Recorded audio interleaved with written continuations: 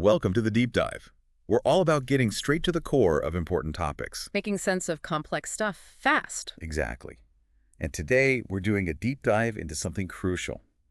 How new buildings are being designed, really engineered, to handle our changing climate. Yeah, things like more intense storms, extreme heat, all those challenges. Fascinating stuff. If you want to keep up with these kinds of developments shaping our world, definitely hit that subscribe button now. Good call. So, you're here because you want to understand things quickly and thoroughly.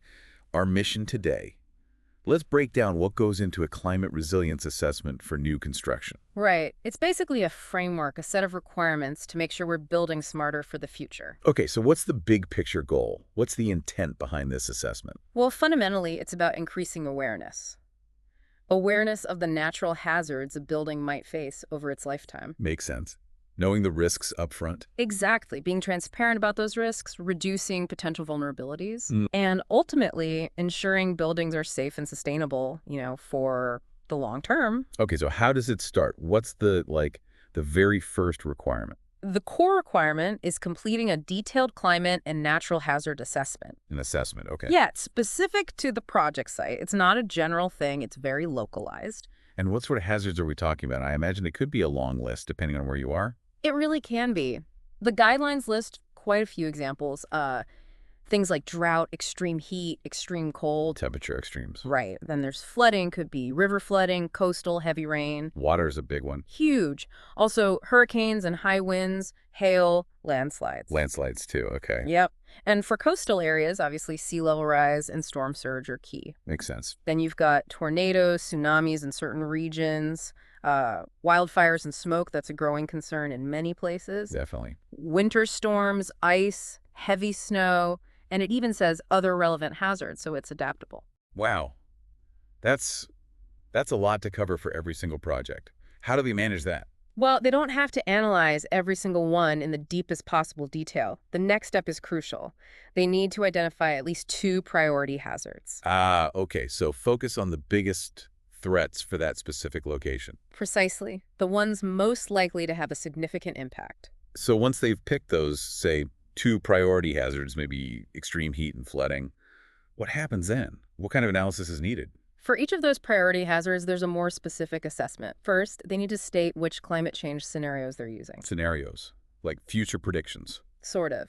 They need to specify the emissions scenario from the IPCC, the Intergovernmental Panel on Climate Change, and also the Shared Socioeconomic Pathways, or SSPs. Okay, what are those? SSPs. Think of them as different narratives for how the world might develop population growth, technology, economics, policy choices. It adds context to the climate projections. So they're using established scientific models and future storylines. Exactly. They also need to define the projected service life of the building. Is it designed to last until, say, 2050? Or maybe 100 years? Because the risks change over time. Right. A building standing for 100 years will likely face different conditions than one designed for 50. Makes sense. What else? They need to determine the potential hazard level, how intense might that flood or heat wave be, and translate that into a hazard risk rating. Risk rating. So not just will it flood, but how bad could it be and what's the chance? Exactly. And that involves looking at exposure, what parts of the building or site are exposed, sensitivity, how much damage could that hazard cause, and adaptive capacity, what features or plans are in place to cope. Exposure, sensitivity, adaptive capacity. Combining those helps determine the vulnerability and the overall risk level. Okay. They also need to think about the potential impact on how the building functions once people are using it. Right. Can it still operate during a heat wave? Precisely. And also potential impacts during construction. Could a hurricane disrupt the building process itself? That's thorough. So all this information gets gathered. Then what? How does it actually make the building better? That's the whole point, really. This assessment isn't just paperwork. The findings must be used to inform the actual planning, the design choices, and even the operations and maintenance plans for the building. So it directly influences decisions. Yes. The project team has to describe how they considered specific strategies based on the assessment. Maybe they elevated the ground floor because of flood risk, or used different building materials for heat resistance, or planned backup power. Got it.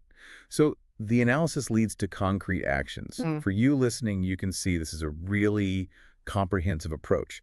It's about creating buildings designed from the ground up to be more resilient. Absolutely. It's proactive, forward-thinking. It acknowledges that the climate is changing and we need to build accordingly. It really shows a shift towards future-proofing our built environment. This has been really insightful. It gives a clear picture of the rigor involved. So thinking about all these factors, the heat, the water, the wind, yeah, it makes you wonder, doesn't it? What do you think are the biggest climate-related challenges that future buildings will face right there in your own community? Something to ponder. It's a crucial question for all of us. Indeed. If you found this deep dive valuable and want to keep exploring the forces shaping our world, make sure you subscribe. I'll catch you on the next one.